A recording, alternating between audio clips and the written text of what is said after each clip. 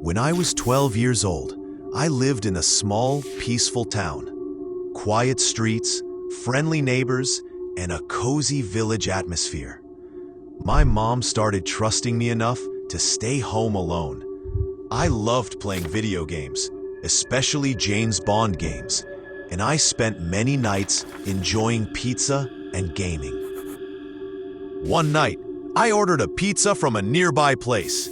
The delivery guy was a bit odd. He had a scruffy beard, wore a black trucker hat, and glasses. When I gave him the money, he asked me strangely, "Are you home alone?" I felt uneasy, but told him my parents were on their way. Later that night, the doorbell rang unexpectedly.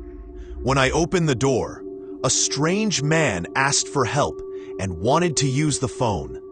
I was scared and refused. He knocked harder and stared at me through the glass. It felt like he was watching me. I called my mom and told her what was happening.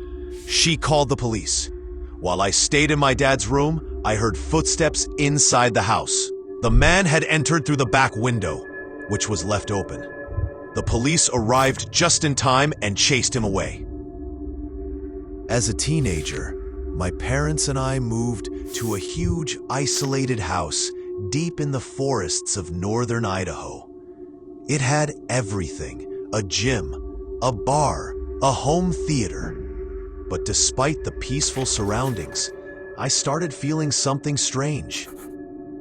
When you realize you're not alone in your own home, I was watching a movie with my girlfriend when I felt that spine-chilling sensation. Looking up, I froze.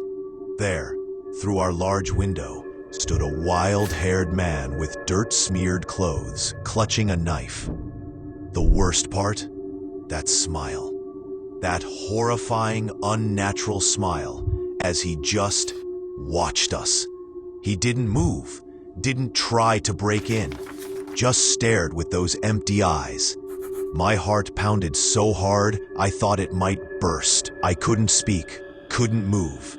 Have you ever felt that paralyzing fear when something that shouldn't be there suddenly is? That moment when safety shatters in an instant. I grabbed my shotgun and fired a warning shot into the air. The man slowly backed away into the woods, still staring and smiling.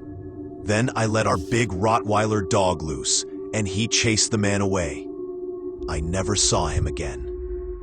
During college spring break, some friends and I rented a cabin deep in the woods of South Carolina. The place was old and run down. The first night was fun with music and drinks, but the feeling of being watched was heavy. I woke up to soft tapping on my window. Looking out, I saw a pale man pressing his face against the glass. His eyes were wide open and never blinked. It was as if he was haunting me. The next night, the same man entered the cabin through the back door, which was left open. We confronted him with makeshift weapons and lights. He stood frozen, staring at the fridge, confused. After a tense moment, he left. We decided to leave soon after. We never returned to that cabin. Even now, I sometimes see his terrifying smile and hear the tapping in my mind. It's a memory that stays